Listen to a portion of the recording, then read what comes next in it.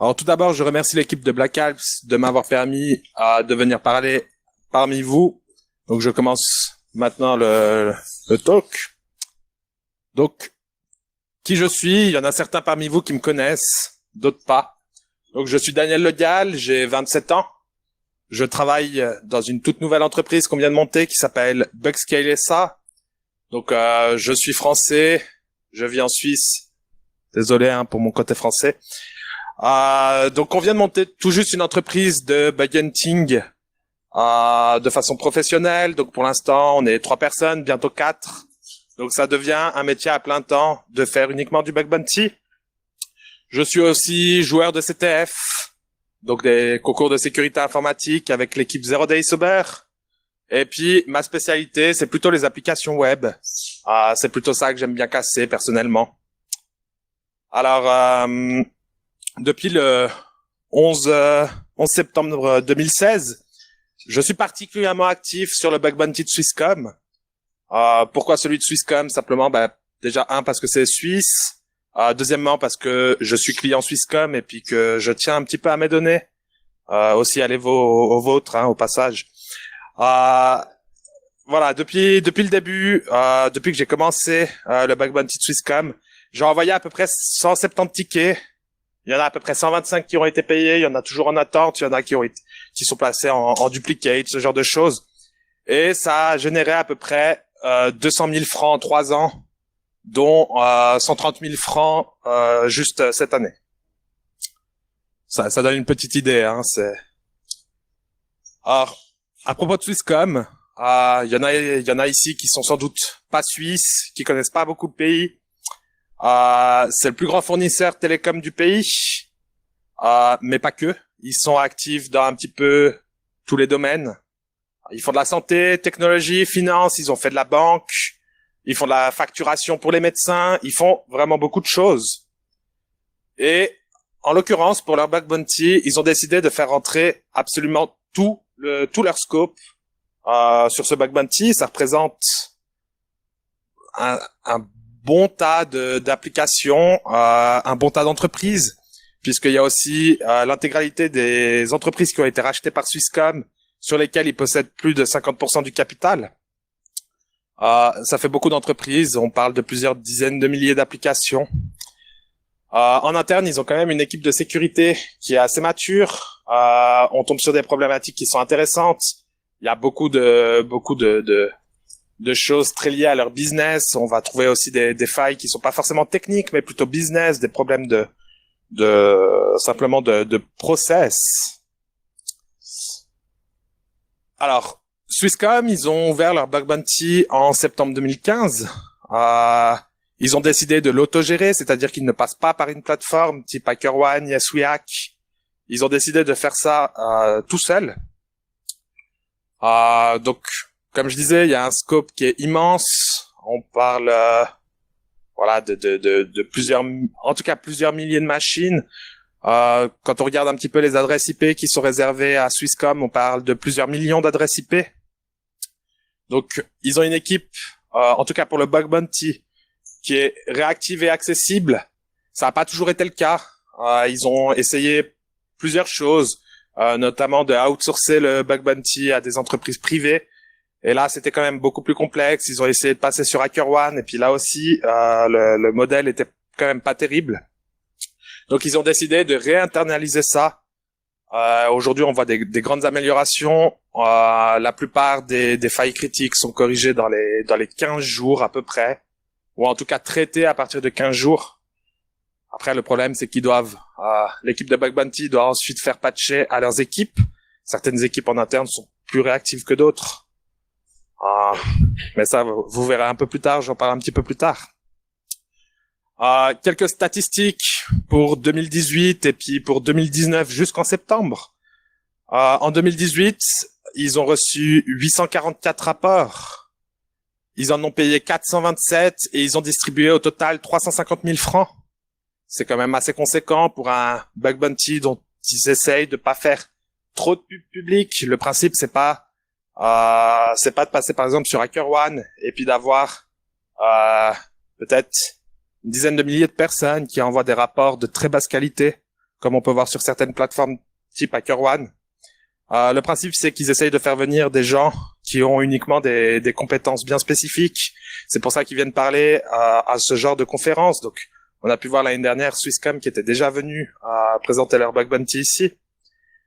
En 2019, on a une nette amélioration en termes de amélioration. Ça dépend du point de vue. Pour moi, en tout cas, ils ont reçu que 684 rapports pour le moment. Ils en ont payé 538.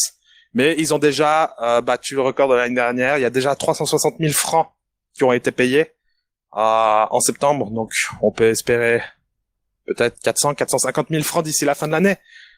Ce serait bien, surtout si c'est moi qui les prends. Le bug bounty est ouvert également aux chercheurs à l'international. Hein. C'est pas uniquement réservé aux Suisses. Donc, si jamais il y a des gens qui viennent d'autres pays ici, vous pouvez sans autre regarder.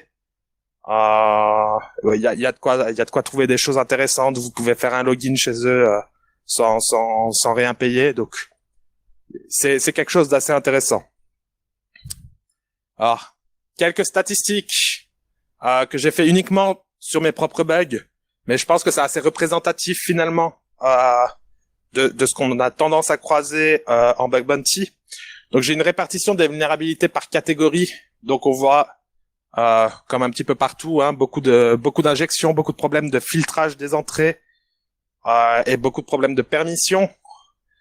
Je pense que c'est assez représentatif finalement de l'état de sécurité d'à peu près n'importe quel programme de bug bounty. Encore une fois, sauf peut-être les programmes sur HackerOne où vous allez avoir beaucoup de ce qu'on a tendance à appeler nous des farmers, hein, qui vont rapporter des vulnérabilités qui n'ont pas de sens en boucle, et puis ça casserait peut-être ces statistiques. Mais si on parle de vulnérabilités qui ont un peu de sens, je pense qu'on retombe assez souvent sur des graphiques qui ressemblent un petit peu à ça. Donc il y a toujours après trois autres problèmes qui reviennent souvent, c'est des problèmes de configuration, la gestion de mots de passe, admin. Voilà, et puis simplement la gestion des mises à jour. Merci Bluekeep. Et puis merci aussi les quelques problèmes sur SMB. Et puis une répartition des vulnérabilités par conséquence. Donc on voit que on est à peu près un tiers de XSS. J'en suis pas fier. Hein. J'essaye pas d'envoyer que des XSS, mais bon, quand on en croise, forcément, on essaye de les envoyer. Il y a quand même pas mal de command execution, très peu de SQL injection. Étonnamment, j'ai l'impression que c'est une vulnérabilité qui n'est plus si courante que ça maintenant sur les programmes de bug bounty. On a assez d'abstraction pour que ce soit une vulnérabilité qui commence peut-être à s'effacer un petit peu. Et chez Swisscom, un cas particulièrement critique, c'est les data leaks. En l'occurrence, comme j'ai dit, hein, ils font de la santé, donc si vous arrivez à faire du data leak sur la santé, c'est particulièrement grave. Ils sont aussi les fournisseurs principaux en termes de télécom. Donc, si vous arrivez à récupérer toutes les infos sur les téléphones de tout le monde ou les adresses, les emails, et ils sont fournisseurs d'adresses email aussi, donc c'est pas mal. Donc, c'est une spécificité bien particulière à Swisscom, c'est que le data leak est particulièrement grave chez eux. Donc, on en voit beaucoup, mais c'est aussi parce que je focus beaucoup là-dessus. Dans Others, ma foi, il y a tout le reste. Il y a pas mal de choses. Il y a des autant de bypass, il y a ce genre de choses. J'ai pas pu faire beaucoup plus détaillé sans que ce soit complètement fouillé. Mais effectivement, il y a beaucoup d'authentification bypass, de remote admin sur certains de leurs systèmes. Donc voilà, ça présente un petit peu quelques stats. Donc aujourd'hui, en tout cas pour les bugs que j'ai décidé d'inclure dans ces statistiques, on parle d'une prime totale de 185 000 francs à peu près, ce qui fait une moyenne par vulnérabilité de 1510 francs, et puis une prime médiane de 500 francs, ce qui est quand même pas mal. Donc ça donne une assez bonne vue, je trouve, de ce qu'on peut trouver chez eux. Une petite autre stat que je trouve aussi assez importante en général sur les programmes de bug bounty, c'est la statistique de temps de résolution. Alors ici, il y a deux statistiques.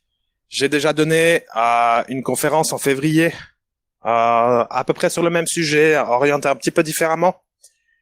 Alors, comme je vous ai dit, il y a eu beaucoup d'améliorations sur le bug bounty de Swisscom. Donc, en février, donc à droite, les statistiques étaient légèrement différentes.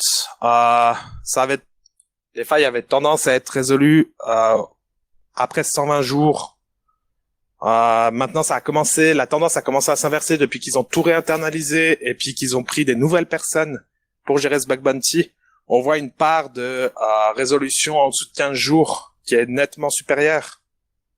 C'est aussi dû peut-être à la criticité des vulnérabilités qui sont envoyées. C'est clair que dans certains cas, une XSS, ils peuvent prendre un petit peu plus de temps.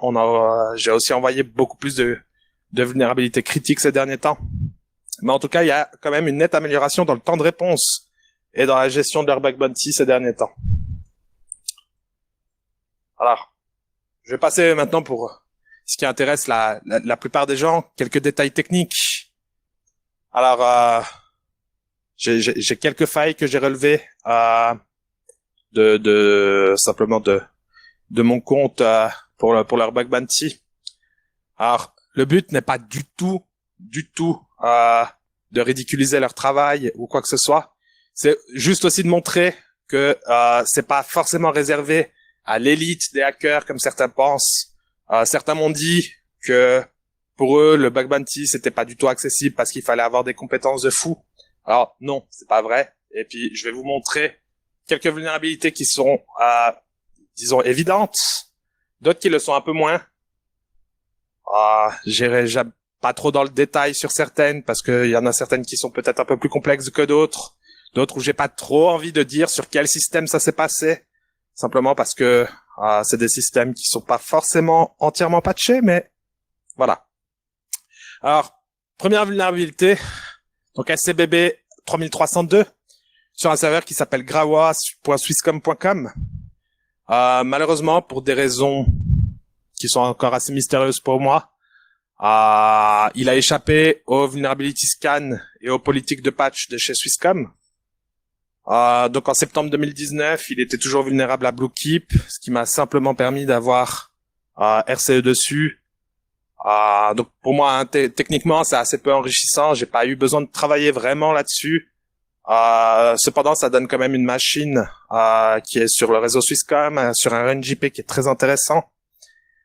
Ça montre tout simplement que pour Swisscom, hein, qui manage, je pense, plusieurs dizaines, voire plusieurs centaines de milliers de machines, en avoir une qui sort du patch management, je trouve ça personnellement assez exceptionnel qu'il n'y en ait qu'une seule. Mais voilà, rien que pour ça, c'est déjà 2000 francs, parce que je pense que personne ne crache sur 2000 francs pour un scan de port et puis juste un lancement d'un scan après. C'est clair que techniquement, hein, c'est peu enrichissant. Ceci dit, pour Swisscom, le fait que quelqu'un s'en rende compte et puis que eux puissent le remettre simplement dans les vulnerability scans et puis dans leur politique de patch, pour eux par contre c'est extrêmement important. Alors ouais, assez peu intéressant pour moi en termes techniques, et toujours très intéressant pour Swisscom de le récupérer. Alors ça c'est assez particulier. Donc, c'est 5 vulnérabilités que j'ai envoyées quasiment en même temps. Donc, c'est sur un système de chez Swisscom sur lequel j'ai trouvé 5 bypass de l'authentification, pardon. Alors, tout ça a commencé simplement par le fait que les serveurs de staging de Swisscom, pour certains en tout cas, sont accessibles sur Internet. Et malheureusement pour eux, il y avait un serveur de staging où une interface d'administration était disponible, ce qui n'est pas le cas sur la prod. Et cette interface d'administration, elle est particulièrement bien puisqu'il suffit juste de dire en tant que quel client on veut se connecter et puis ça nous connecte. Alors, sur un serveur de staging, je vous accorde, c'est pas super utile. Par contre, il suffit de reprendre la requête et puis de la jouer sur la prod. Et là, par contre, ça passait aussi sur la prod. Donc, ça a permis de se connecter en tant que n'importe quel user. En voyant ça, j'ai évidemment décidé d'aller un petit peu plus loin. J'ai regardé comment était géré le login j'ai trouvé, grâce à Google, un petit peu toutes les pages qui pouvaient être utilisées pour le login. Donc, ils utilisent plusieurs types de login. Vous pouvez vous loguer avec votre téléphone, vous pouvez vous loguer à travers le SSO de Swisscom, ce genre de choses. Et j'ai trouvé simplement une vieille page de login qui permettait de se connecter avec son numéro de téléphone, et puis ça vous envoie un token SMS sur votre téléphone. Bon, ben, pas de chance, c'était complètement erroné. Donc, c'est un système qui vous mettait deux cookies, un cookie chiffré qui contenait votre numéro de téléphone, un autre cookie chiffré qui contenait le token SMS que vous receviez par SMS. C'est un peu étrange. En l'occurrence, il suffisait simplement de mettre ce cookie chiffré qui contenait votre SMS token à la place du numéro de téléphone. Puis il dit qu'il vous a envoyé un SMS au numéro de point, le code SMS. Bon. Ça m'a permis simplement d'envoyer des tokens SMS à d'autres numéros et puis de pouvoir simplement récupérer, déchiffrer ce SMS token ensuite à travers ce problème. J'ai aussi envoyé simplement un SMS à mon numéro, puis ensuite j'ai envoyé le SMS au numéro de quelqu'un d'autre, puis j'ai simplement remplacé le cookie qui contenait le numéro de téléphone par celui de l'autre personne, puis je rentrais un SMS token que moi j'avais reçu. Donc ça fait déjà 3 bypass. On a trouvé aussi une instance de test de ce système qui envoyait des codes SMS qui étaient toujours 1111. Pas de chance, ça marchait aussi sur la prod. Une fois que vous receviez ce 1111 sur la prod, bah voilà, vous pouviez l'utiliser simplement dessus. Et puis simplement, bah voilà, ce serveur de test qui générait des sessions qui étaient aussi valides sur la prod. Finalement, ça fait 32 000 francs puisque ça contenait des données clientes. C'est une somme qui est là par contre beaucoup plus intéressante que la précédente. Puisque ça permettait simplement de voler absolument toutes les informations de n'importe quel client chez Swisscom. Et il faut savoir qu'il y a beaucoup de clients chez Swisscom. Donc, la réaction ici, elle a été extrêmement rapide. On parle de 5 jours pour le temps de résolution. En attente des 5 jours, ils ont pu mettre simplement leur SOC sur l'affaire pour s'assurer que personne n'exploitait cette faille. Ça aurait pu être très critique, évidemment. Les informations qui sont stockées par Swisscom pour l'intégralité des clients, elles sont particulièrement intéressantes. On parle ici, par exemple, de la possibilité de récupérer le IMSI, le numéro de téléphone, votre numéro de carte SIM, faire envoyer une carte SIM chez soi, nationalité des personnes, nom, prénom, adresse, numéro de téléphone, email, le montant de vos factures. Plutôt utile pour s'adresser aux banques si vous êtes capable de dire je viens d'avoir une facture de 348 francs de chez Swisscom. C'est assez pratique, c'est généralement ce que demandent les banques pour pouvoir parler avec eux au téléphone. Ils vous demandent quelques factures que vous venez de payer. C'est quand même particulièrement intéressant comme vulnérabilité. Techniquement, c'était assez sympa à exploiter. On parle à peu près là d'une soirée de travail à regarder juste ce formulaire de login. Et là aussi, on voit bien que pour Swisscom, c'est quelque chose qui a peut-être déjà été testé. Il suffit de trouver juste une vieille page et un serveur de staging pour se rendre compte que c'est extrêmement vulnérable. Une autre vulnérabilité, ma première SQL injection chez Swisscom, en tout cas sur un serveur de prod. Swisscom a un WAF, donc un Web Application Firewall, qui est plutôt résistant sur leur site principal. Malheureusement, là aussi, il y avait un serveur de staging disponible sur Internet qui, lui, n'est pas protégé par le WAF du tout. Ça m'a permis d'exploiter simplement cette SQL injection donc, qui est sur un web service qui sert à traiter notamment, je crois, les données de la e-commerce qui est sur leur site principal. Ça m'a permis de complètement exploiter ça sur leur staging sans avoir à bypasser le WAF pour le moment. Ça m'a permis de savoir quel type de base de données j'avais en face de moi, récupérer le schéma complet, sans parler de récupérer les données. Et puis comme ça, ensuite sur la prod, je savais exactement ce que je voulais récupérer. J'avais pas besoin de faire toute cette partie où il fallait récupérer tout le schéma. J'ai pu simplement m'occuper de prendre une query qui marchait sur le staging, la poser sur la prod et juste bypasser le WAF. En l'occurrence, pour bypasser le WAF, ouvrir des commentaires avec un % à 0 au milieu C'était suffisant. Bon, c'est plutôt pas mal. Ça a eu l'air de complètement bypasser le WAF. Aujourd'hui, maintenant, la moindre côte dans l'URL est bloquée par le WAF. Bon, peut-être qu'il y a quelques faux positifs du coup, mais en tout cas aujourd'hui, ça devient beaucoup plus dur d'exploiter ce genre de vulnérabilité. À nouveau, ça a permis de faire fuiter l'intégralité des données des clients, ce qui donne 8000 francs à travers le bug bounty de Swisscom. À savoir que la prime maximum sur le bug bounty Swisscom, c'est 10 000 francs si vous arrivez à compromettre un service entier. Typiquement, je pense que j'ai en tête un paiement de 10 000 francs dont ils avaient parlé l'année dernière d'une personne qui a réussi à être système sur un serveur Windows de Swisscom TV, qui aurait simplement pu descendre l'intégralité du réseau TV. Là, il a gagné 10 000 francs.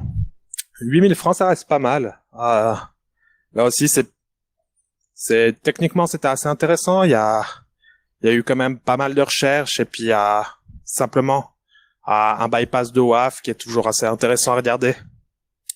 On parle là d'une résolution en 3 jours à peu près, bloquée par le WAF tout d'abord, et puis ensuite réellement patchée. Évidemment, là aussi, ça aurait pu être vraiment critique pour eux. Je pense qu'ils préfèrent savoir quand il y a des problèmes comme ça. Et là aussi, ça montre un petit peu tout l'intérêt du bug bounty pour eux. Bon, désolé, j'étais un petit peu obligé de parler de celui-là, j'en ai parlé au début. Donc res.cast.swisscom.com, c'est un endroit où vous pouvez prendre rendez-vous avec un technicien Swisscom pour qu'il puisse passer chez vous. Donc une interface d'administration qui est disponible sur /admin, user admin, password admin. Voilà, évidemment, hein, je suis bien obligé de tester ce genre de choses, hein.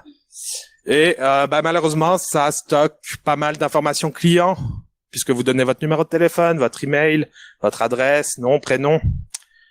Il y avait le commentaire aussi des techniciens de Swisscom qui avaient le rendez-vous, l'agenda de tous les techniciens Swisscom. Ben voilà, ça fait 4 000 francs pour une vulnérabilité qui m'a mis à peu près 3 minutes. Ça montre quand même quelque chose, hein. Ça montre que des fois il y a des vulnérabilités qui sont complètement stupides, qui restent sur ce serveur de prod. C'est un serveur de prod. Quand j'ai commencé le bug bounty de Swisscom, il était déjà là. Ce serveur était déjà là. J'ai mis 3 ans à juste essayer le /admin et puis à essayer les admin.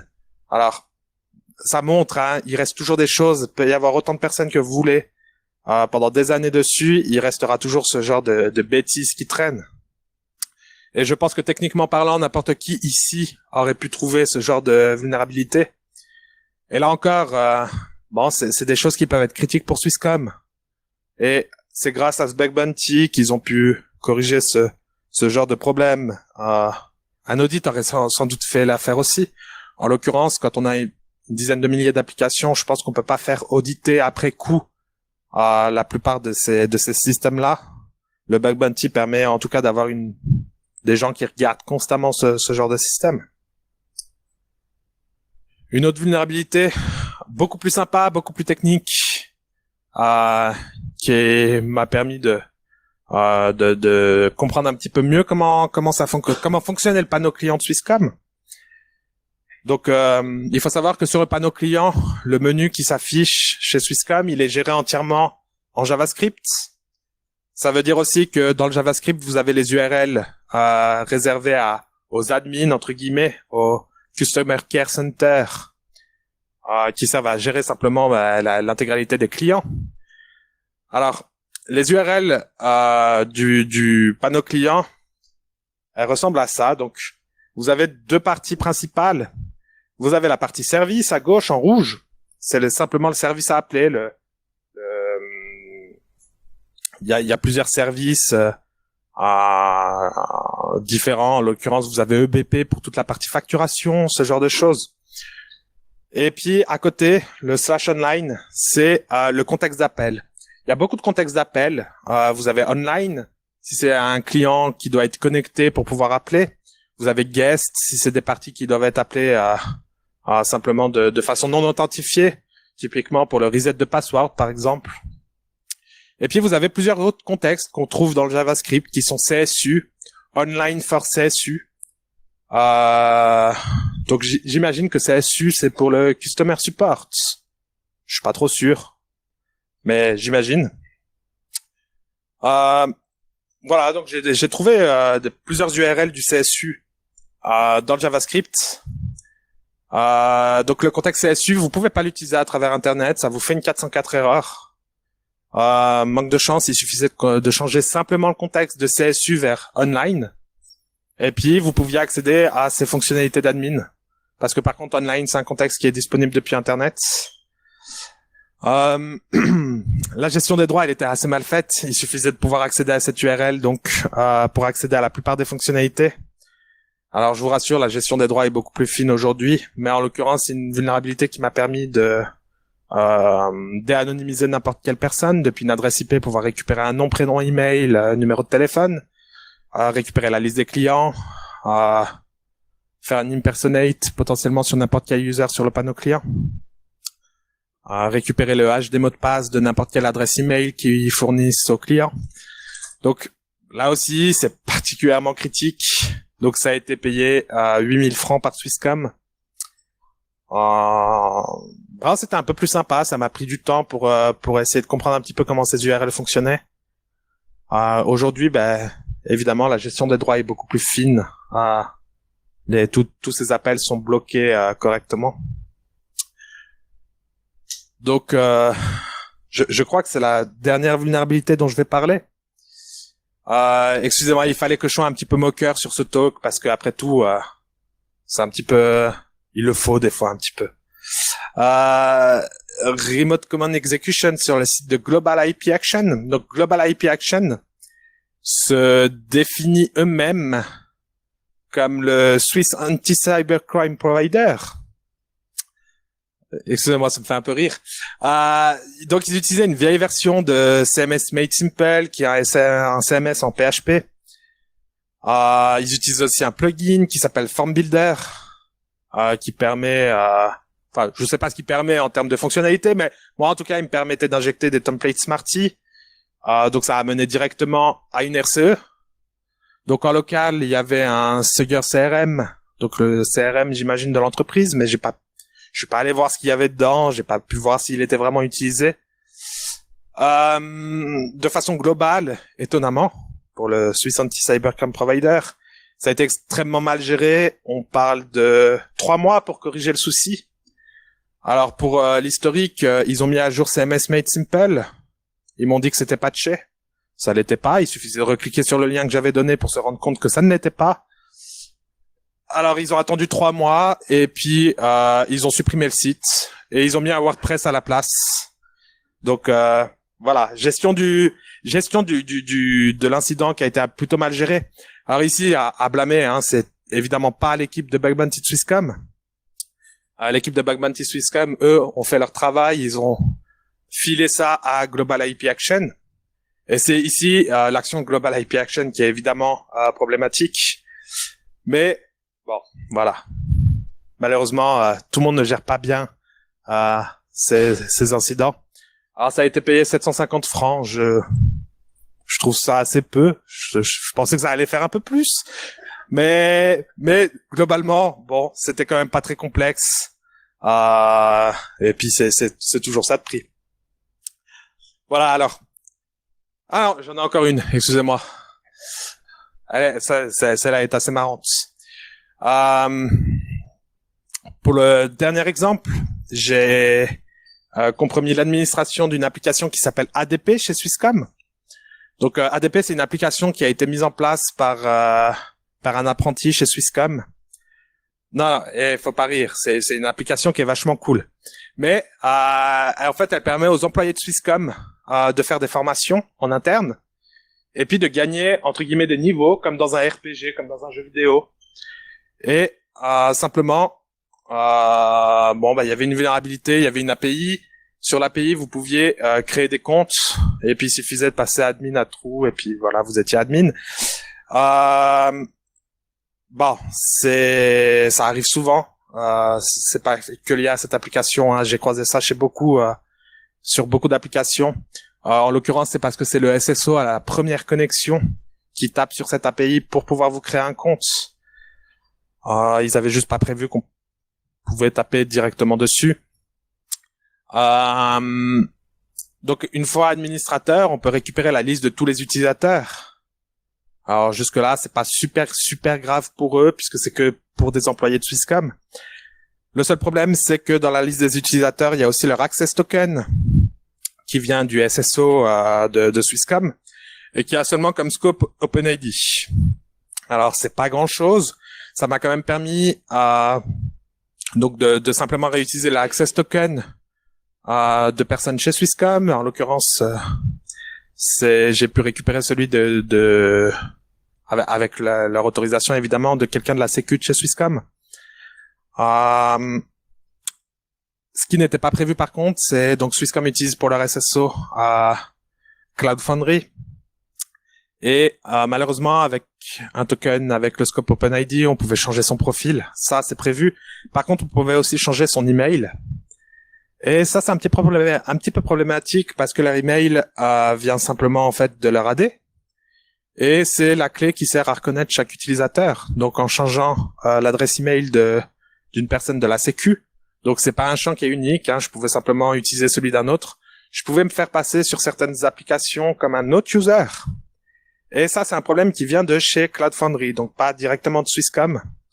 Donc, Cloud Foundry a très vite patché ce problème. Ce qui fait que pour la compromission d'admin, donc j'ai touché 500 francs, c'était quasiment useless comme application, en tout cas dans le cadre d'un attaquant. Par contre, Swisscom m'a payé 1500 francs de plus pour la vulnérabilité de Cloud Foundry. Donc les 1500 francs viennent directement de Swisscom. C'est assez généreux de leur part dans le sens où c'est Cloud Foundry ici qui était le responsable pour cette vulnérabilité.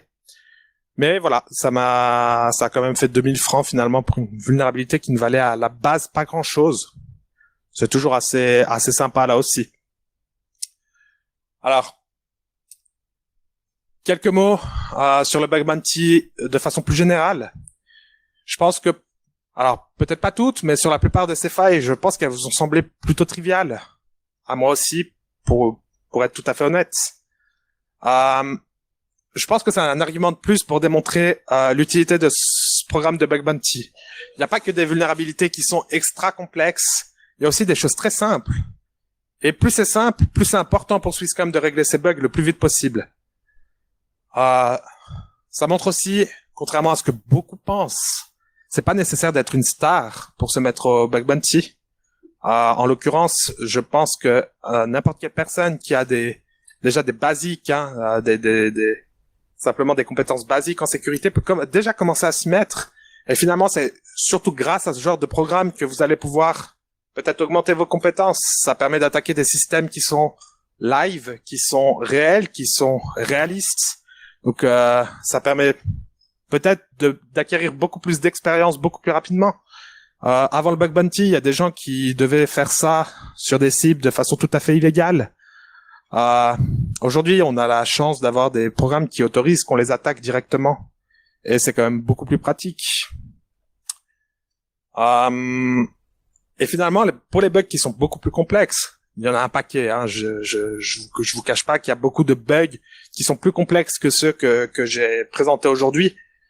Ça, avec une connaissance plus poussée des systèmes qu'on teste, qui finissent par tomber, il faut pas se décourager. Il faut pas regarder 10 minutes une cible et puis dire c'est bon, il y a rien, il y a déjà des gens qui ont testé. Moi, c'est ce que je me disais avant, puis du coup, je trouvais jamais rien. À partir du moment où j'ai commencé à peut-être chercher un petit peu plus longtemps sur ces cibles, ça allait beaucoup mieux. J'ai commencé à trouver des vulnérabilités qui étaient vraiment cool. Pour les entreprises, je pense que c'est une étape supplémentaire pour la sécurité de vos systèmes. Je vous dis pas de faire du bug bounty à la place de faire du pentest. Je vous dis qu'il faut faire des pentests et du bug bounty. Une fois que vous considérez que votre entreprise elle est assez mature, évidemment, le principe c'est pas vous lancez un bug bounty, puis vous vous faites défoncer, vous prenez dès le premier jour 500 vulnérabilités dessus. C'est pas le but. Moi ça m'arrange finalement, mais c'est pas le but. On est d'accord. Par contre, à partir du moment où vous vous sentez assez mature en termes de sécurité, même seulement sur certaines applications, vous n'êtes pas obligé de mettre l'intégralité de vos systèmes sur le bug bounty, mais par exemple votre site principal ou ce genre de choses. À partir du moment où il a été pentesté, vous sentez ça assez mature, ou vous savez simplement que vous avez une bonne politique de sécurité en interne, ça devient vraiment intéressant de faire du bug bounty pour la bonne et simple raison que ça vous fait en fait des tests continus, peut-être moins poussés qu'un pentest. Peut-être que vous n'allez pas avoir 2 ingénieurs qui font pendant une semaine des tests dessus non-stop. Par contre, de façon régulière, vous allez avoir des gens qui vont tester et qui ont la possibilité simplement de vous contacter pour vous dire « j'ai trouvé une vulnérabilité ». Voilà, c'est quand même une chance intéressante. Aujourd'hui, on a des plateformes, je pense notamment à YesWeHack, qui sont disponibles en Suisse, en France, et qui permettent simplement de mettre ça en place, finalement, de façon assez simple. Donc, c'est important, je pense, pour avoir un process de sécurité qui est continu. Quelques mots quand même sur Swisscom. Aujourd'hui, j'ai présenté des vulnérabilités qui étaient assez triviales, comme j'ai dit. Je rappelle quand même que Swisscom, c'est plusieurs dizaines, voire plusieurs centaines. J'ai pas le nombre exact. Pas encore. C'est en train de scanner. Il y a plusieurs dizaines de milliers de systèmes, en tout cas. Le bug bounty, il tourne 365 jours par an. Ça leur permet de trouver des vulnérabilités constamment un petit peu sur tout leur système. Aujourd'hui, la sécurité, elle est largement meilleure qu'il y a 3 ans. Ça, moi, j'ai pu le constater par rapport au moment où j'ai commencé aujourd'hui. Ils ont fait beaucoup d'efforts sur la sécurité. Et il faut pas oublier quand même que on parle de 600 vulnérabilités par an sur une dizaine de milliers de systèmes. C'est quand même pas ridicule de leur part. 600 vulnérabilités, moi, je m'attendais à plus. En l'occurrence, je m'attendais peut-être à 10 fois plus quand j'ai commencé là-bas. Globalement, ils ont une bonne politique de sécurité et je pense réellement que le bug bounty pour eux est extrêmement utile. En tant que chercheur, moi, je vous avouerai que ça me permet de m'attaquer à des cibles qui sont extrêmement variées et intéressantes. Je peux m'attaquer à des choses sur la santé, je peux m'attaquer du coup à la partie telco. Je peux faire du hardware, je peux faire du web, je fais à peu près ce que je veux en tapant Swisscom parce qu'ils sont actifs partout simplement. C'est aussi gratifiant, je pense, de pouvoir participer à la sécurité d'une entreprise qui est aussi grande et aussi importante en Suisse. Et très honnêtement, ça fait du cash et ça c'est aussi cool. Je vous l'avouerai. Hein, non mais faut pas s'en cacher. Hein, c'est aussi bien. Petite conclusion pour vous les entreprises. Si vous sentez vraiment que votre entreprise elle a la maturité suffisante en termes de sécurité, lancez-vous sur le bug bounty, c'est le bon moment. Il y a de plus en plus de chercheurs, il y a de plus en plus de gens qui sont motivés pour faire ça. Comme je disais, il y a des entreprises comme YesWeHack qui sont présentes en Suisse et qui vont vous aider à organiser votre programme de la meilleure des manières. C'est une chance là aussi. Swisscom a dû se débrouiller un petit peu pour lancer leur bug bounty, ça n'a pas forcément été simple. Aujourd'hui, vous avez des spécialistes qui vous permettent de lancer votre bug bounty de la meilleure des manières et dans les conditions les plus adaptées. Oubliez pas qu'aussi il y a des chercheurs comme ceux de Bugscale qui sont présents en Suisse et que nous on va participer à vos 10 programmes. Hein. Si vous lancez des programmes en Suisse, on sera là pour participer. Donc si jamais vous cherchez des chercheurs suisses, on est là. Pour les autres, pour les chercheurs, allez-y. Vous avez un choix de cible qui est déjà incroyable. Il y a des milliers de programmes de bug bounty qui sont en ligne. Choisissez ce que vous aimez et puis poutrez le plus de choses possible. Allez-y, ça aidera tout le monde. Merci beaucoup. Merci à Black Hat pour l'organisation.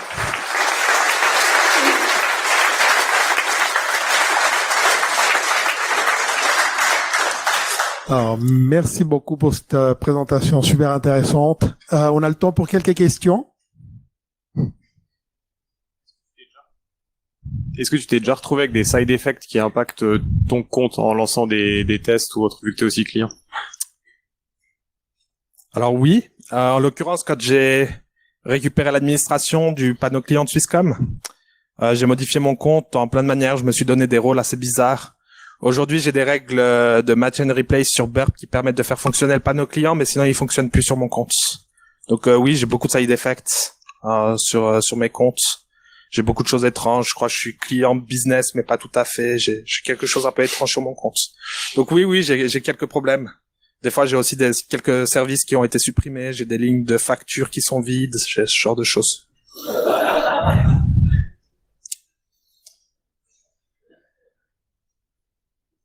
Encore des questions?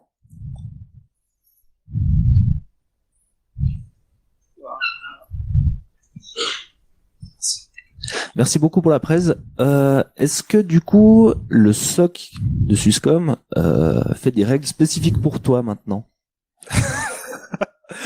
Pas que je sache. Pas que je sache. Ils en ont fait plusieurs, en tout cas pour les vulnérabilités que j'ai relevées.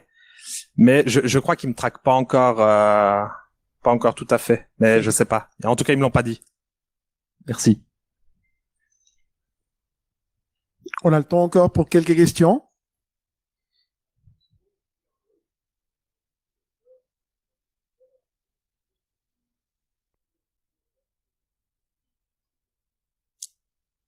Alors ça, c'est une bonne question.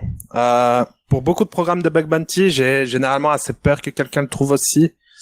L'avantage, ce que je disais sur le programme de bug bounty de Swisscom, c'est qu'ils essayent d'en faire la pub que à des professionnels.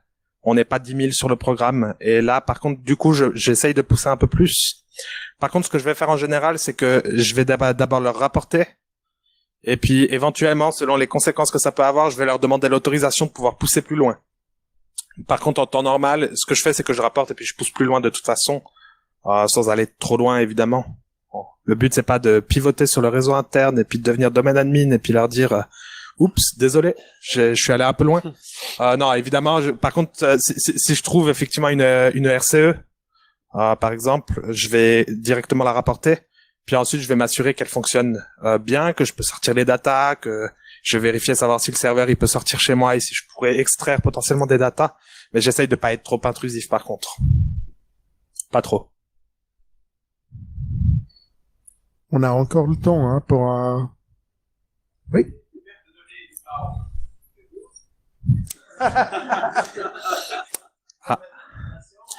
Ah non, c'est pas moi. En l'occurrence, le cloud côté sécurité, pour le moment, je trouve qu'il est assez bien fait. Je crois que j'ai, pour l'instant, jamais rien trouvé dessus. Mais non, c'est pas moi, promis. D'autres questions?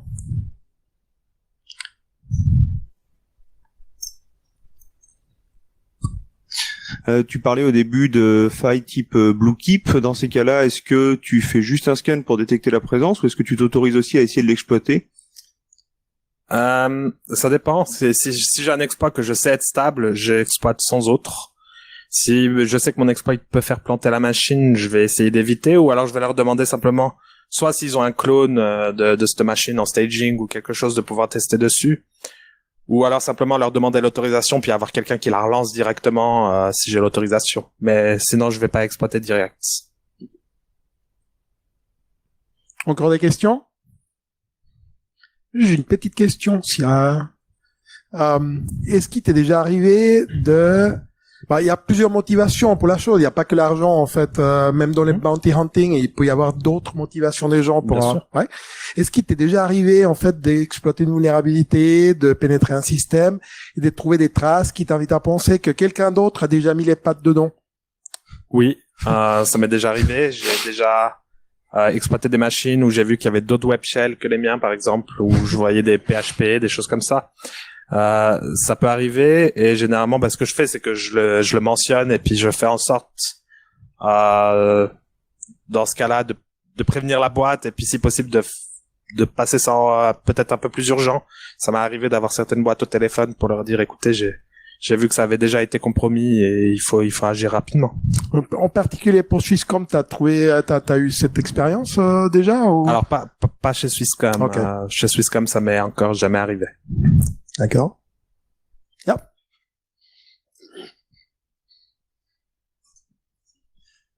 Actuellement, il y a toujours un phishing de Swisscom qui tourne.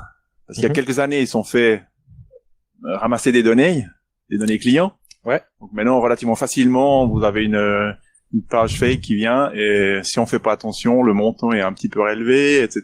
Et ça n'a pas été informé de partie Swisscom à ses clients en disant vous étiez dans dans ceux qui sont partis, changeons quelque chose.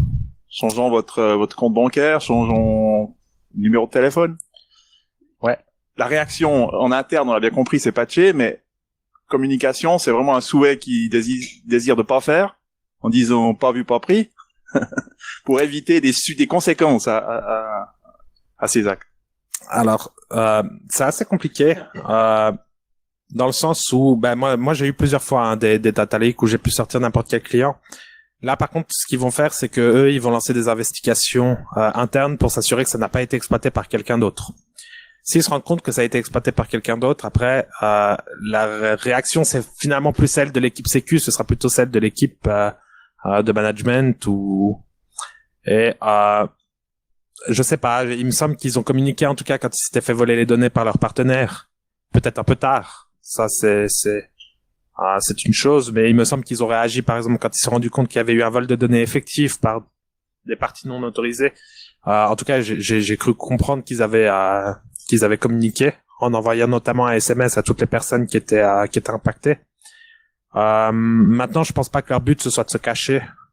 En l'occurrence, on a par exemple Florian de chez Swisscom qui est venu l'année dernière nous expliquer comment il s'était fait casser des systèmes de façon très simple et triviale, et comment quelqu'un aurait pu casser le réseau Swisscom TV par exemple. Donc je pense qu'en tout cas l'équipe sécu elle-même est plutôt transparente. D'ailleurs, c'est eux qui m'autorisent aussi à venir ici en parler. Ils m'ont pas donné de NDA ou quoi que ce soit en participant à leur bug bounty, ce qui est possible. Hein. Vous pouvez très bien faire signer un NDA à la personne, aux personnes qui font le bug bounty. C'est pas le cas pour Swisscom, donc ils sont plutôt transparents en tout cas sur le côté bug bounty. Dans le cas que tu as mentionné avant avec Bluekeep, est-ce que tu exploites ou non, la discussion avec Swisscom, elle se fait directement avec une personne, ou bien t'as seulement un ticketing tool avec lequel tu interagis? Alors, il y a un ticketing tool, en l'occurrence c'est un Jira Service Desk qui tourne pour pouvoir leur apporter les vulnérabilités. Par contre, étant donné que l'équipe qui gère le bug bounty est plutôt réduite, on a toujours en fait finalement les mêmes personnes derrière. Donc il y a 3 personnes. Hein. Il y a 3 personnes dans l'équipe qui s'occupe de gérer le bug bounty. Du coup, finalement, on est toujours en discussion avec les mêmes personnes. Ça peut m'arriver, si j'ai une vulnérabilité plus grave, d'appeler directement au téléphone Swisscom. Donc, je sais exactement avec qui je dois discuter. Ça rajoute aussi peut-être un peu plus à ce bug bounty, puisque effectivement, c'est toujours les mêmes personnes et puis qu'on a les suivis en fait toujours avec les mêmes personnes. Ok, on est en fait arrivé à la fin du temps qu'on avait pour la présentation. Encore une fois, merci beaucoup. Très volontiers. Puis,